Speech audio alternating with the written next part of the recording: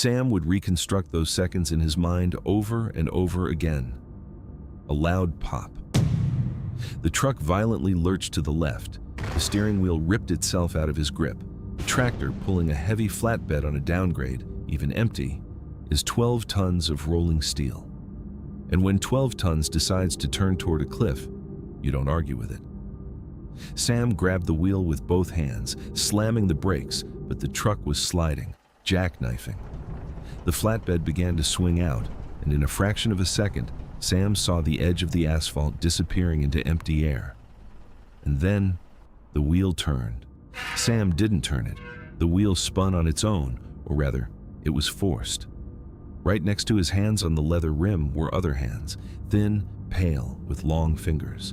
Valentina had lunged across the center console, locking her grip on the wheel, ripping it hard to the right, away from the abyss.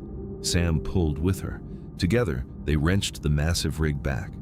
Though, thinking back later, he couldn't understand how it was physically possible. You don't yank a jackknifing truck on a blown steer tire on a wet mountain grade back onto the road with mere muscle power. That's physics, simple and merciless. But the rig stopped. It ground to a halt exactly 3 feet from the edge.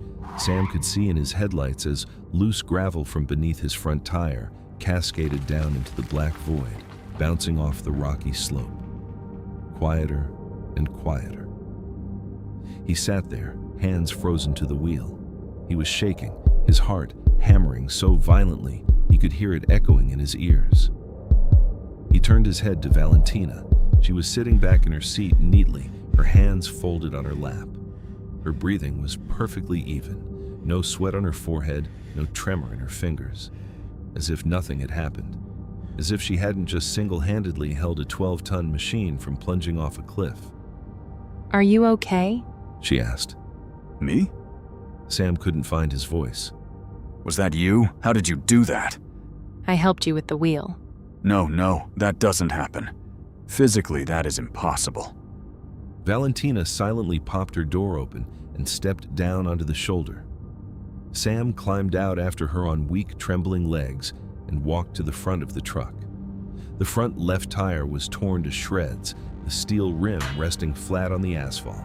Deep, weaving skid marks ran for 20 yards, heading straight for the cliff edge, and then a sharp, perfect turn, clean as a compass line, right back onto the lane. A flawless arc. On a perfectly working truck, on dry concrete with brand new rubber, not every veteran driver could have made that recovery. Sam stood staring at those tracks, and a deep, dry terror settled in his mouth. Not because he had almost died. He was used to that after 20 years on the road. He'd seen worse. But because he was standing next to a being that was stronger than him, stronger than his truck, stronger than anything he had ever encountered. And this being had been riding shotgun with him for 3 days, and he had no earthly idea why. No, he did know why. The reward. In 4 days. In 3 days. He wasn't going to change a steer tire at night on the edge of a cliff.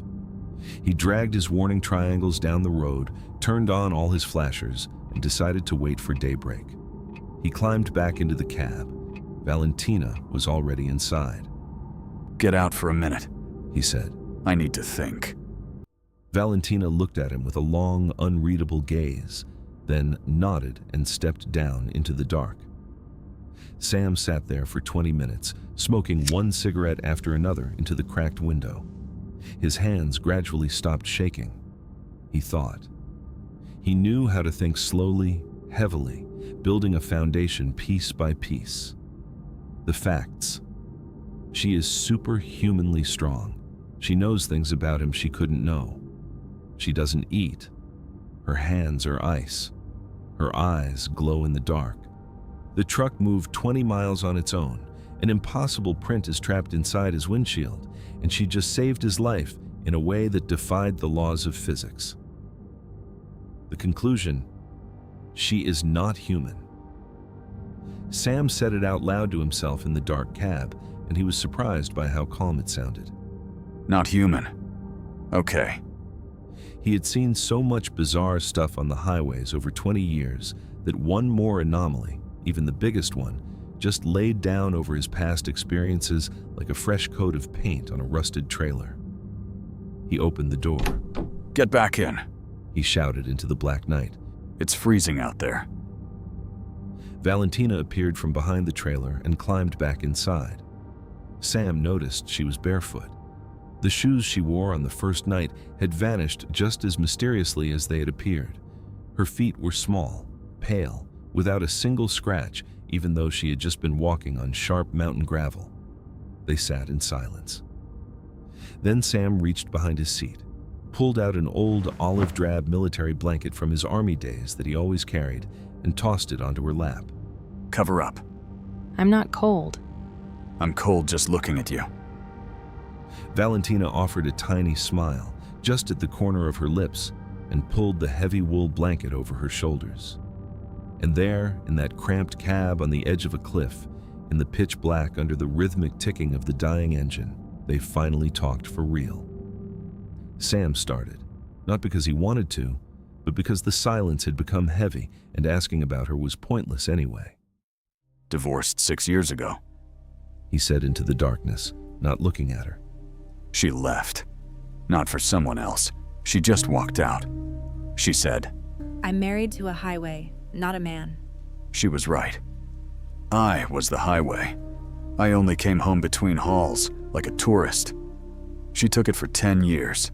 Then she couldn't anymore. He paused, watching the glowing tip of his cigarette. I don't blame her. I'd leave a ghost, too. And I was a ghost. I was always somewhere between point A and point B.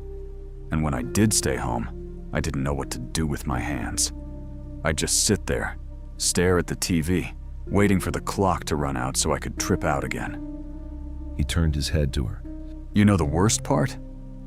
I'm still living like that.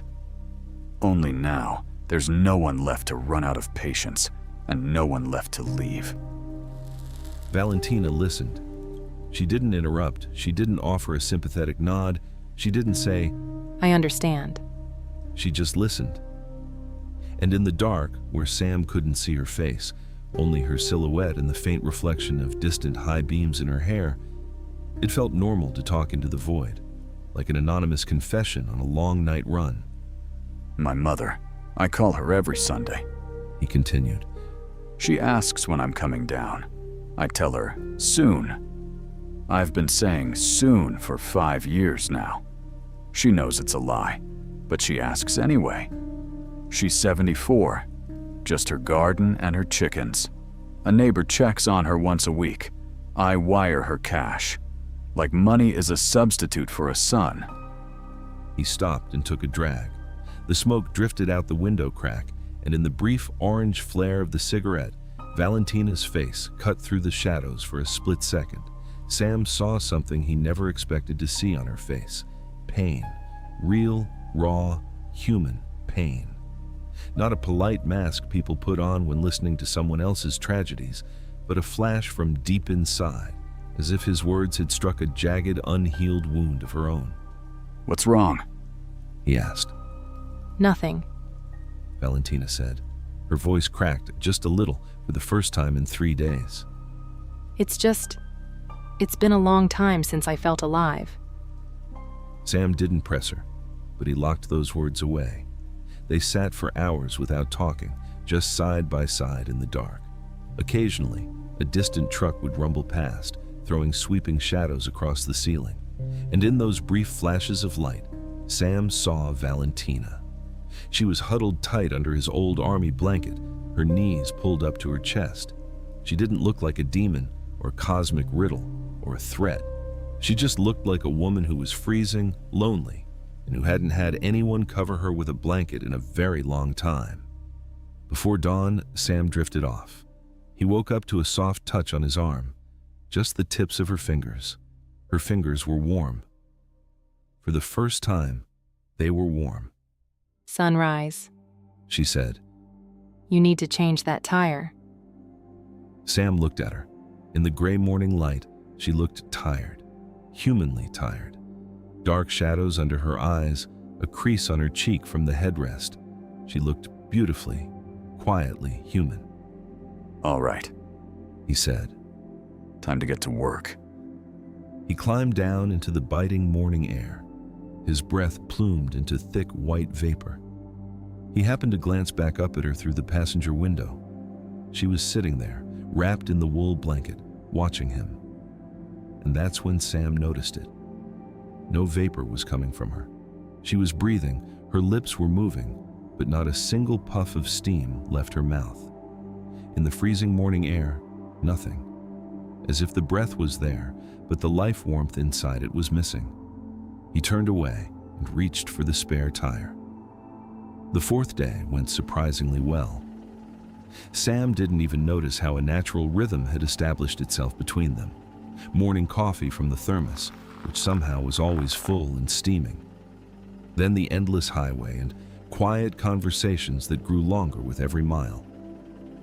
Valentina began to share fragments of herself. Not the whole truth, Sam could feel that, but something close to it. She talked about traveling endlessly, visiting different cities, seeing people, too many people. She spoke oddly, slipping from modern slang into archaic, old-fashioned phrasing, catching herself and cutting her sentences short. Once, describing a coastal city, she said, Back when the horse-drawn trolleys still ran. and froze. Sam looked over at her. Horse-drawn trolleys vanished over a century ago. She quickly added, I mean, the vintage streetcars.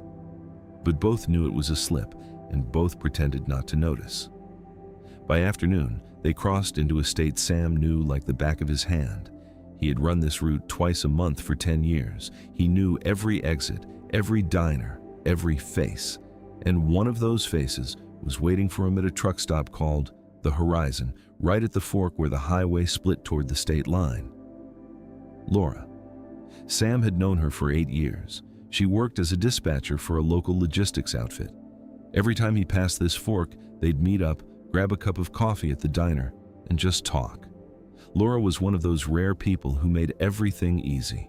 A wide smile, a loud laugh, a habit of slapping you on the shoulder like one of the guys.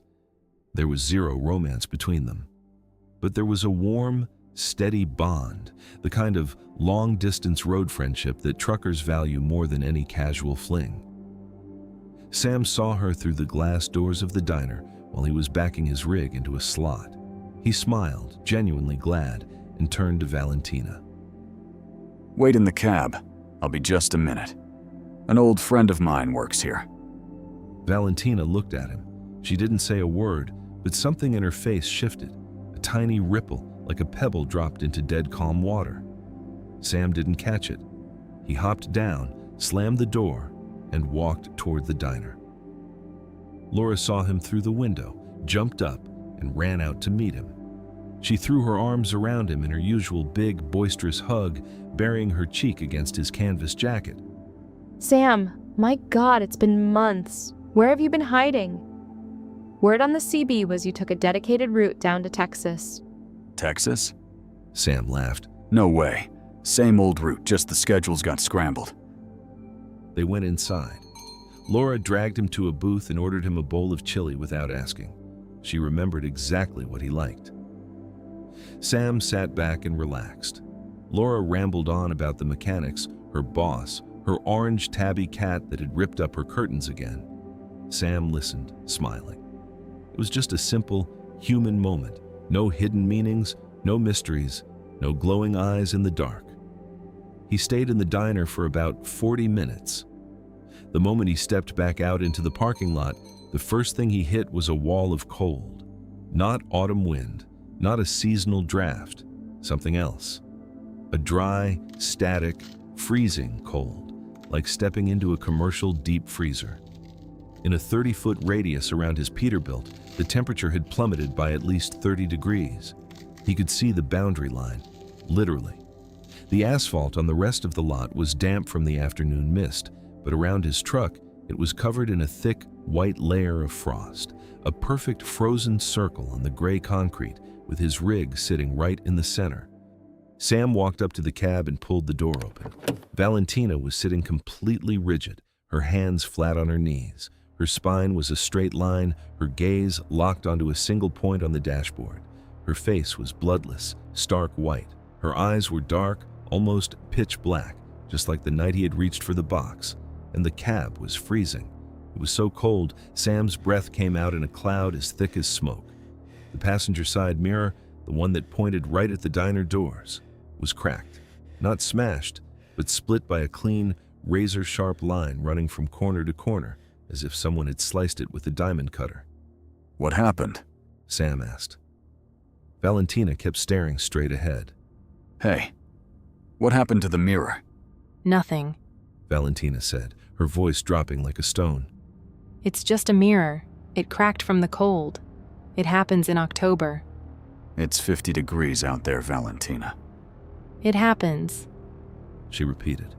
Sam looked at her, then back at the diner doors, then back at her face. The gears turned slowly, but they clicked.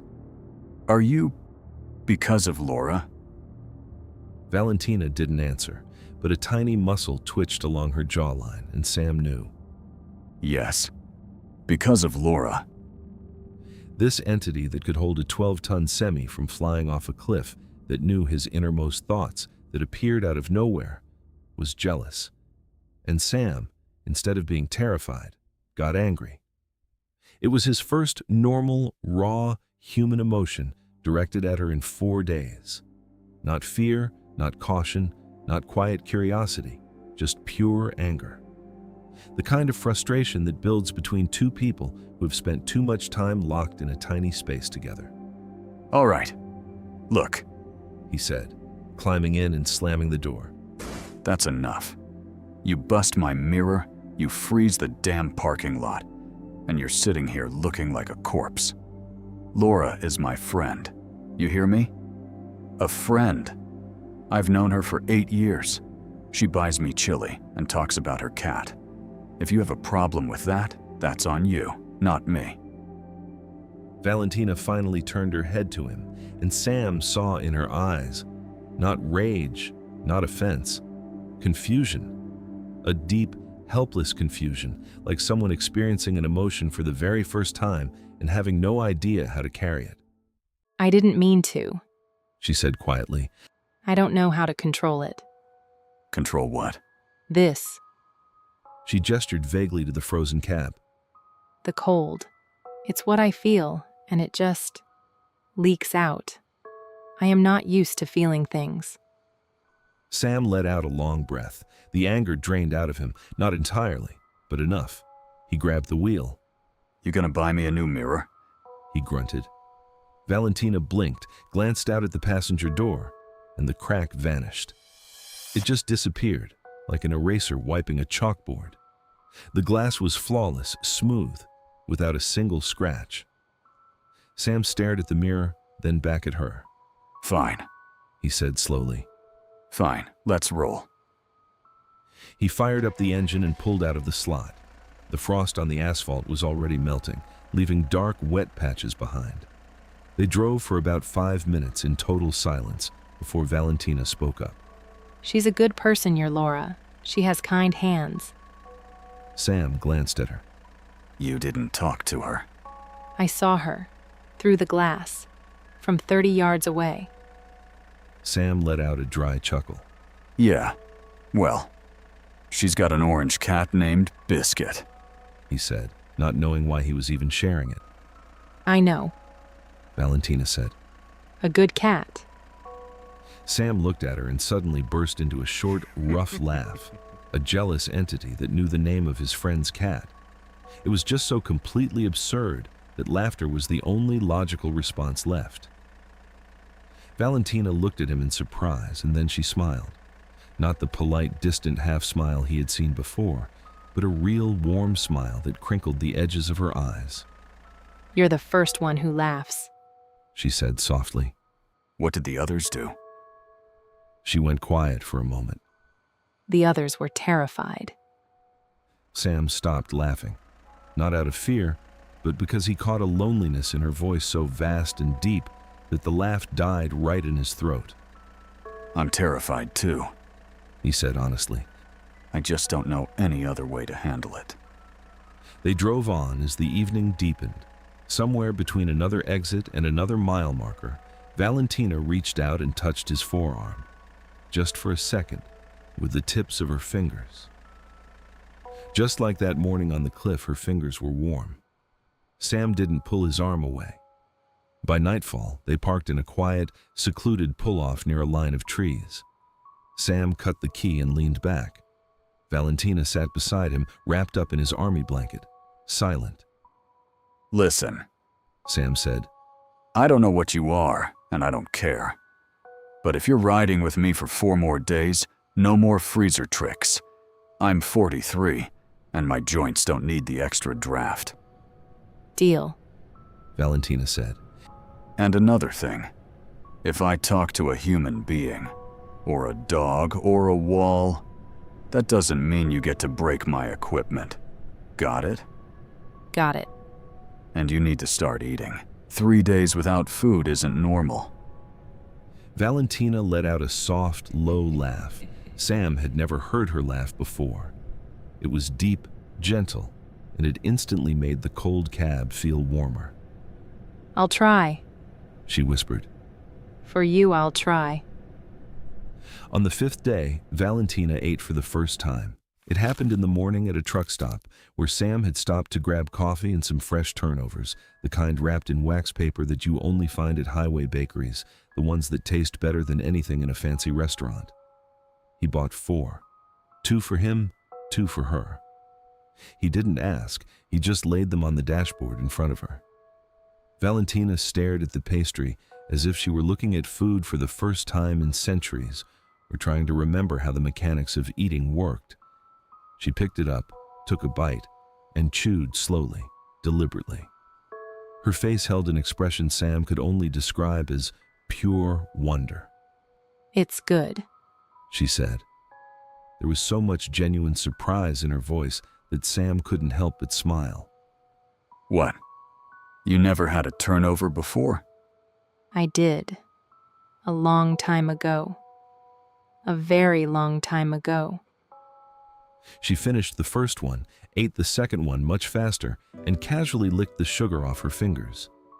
Sam turned his eyes back to the road because that simple, mindless human gesture did something strange to his ribcage. It tightened something up, or maybe it finally let it go. They rolled on. Day 5. They were past the halfway mark of the journey now, and Sam could feel it not by the numbers on the dash, but somewhere deep inside, like the sand in an hourglass had slipped past the midline, and now time was accelerating. 3 days left. 3 days, and then it's over. The reward, whatever that meant, and then she'd leave. Or he'd wake up, and the right side of the cab would be empty again. He realized with a jolt that he didn't want her to leave. It was idiotic. He knew that. She wasn't human. She wasn't his wife, his girlfriend, or a regular passenger. She was something outside the metrics of his world. But over 5 days in this cramped metal box, through the talking and the long silences, the night stops and the morning coffees, she had woven herself into his space, into his rhythm, into his road. And the thought of that passenger seat going empty again felt unbearable. Not to his brain, but somewhere lower, in his gut, where the real feelings live, the ones that don't give a damn about logic. In the afternoon, on a long, flat stretch running through the wide open plains, Sam talked. Not because she asked, she never asked, but because next to her, the words just pulled themselves out, like water from an old, abandoned well when someone finally lifts the lid. He told her about his dad, how he drove a Mack truck back in the 80s, hauling freight across the Southwest, how his mom would wait for him for weeks, and how Sam as a little boy would stand by the front gate, staring down the asphalt. How the deep rumble of a diesel engine 2 blocks away meant one thing: Dad's home. And how later, when Sam grew up and climbed into his own rig, he realized he had just cloned his father's life. The road takes you, Sam said, watching the horizon. Not all at once, not violently. It doesn't rob you, it just replaces things. You used to have a house, now you have a cab. You used to have a family. Now you have passengers. You used to have roots. Now you have wheels.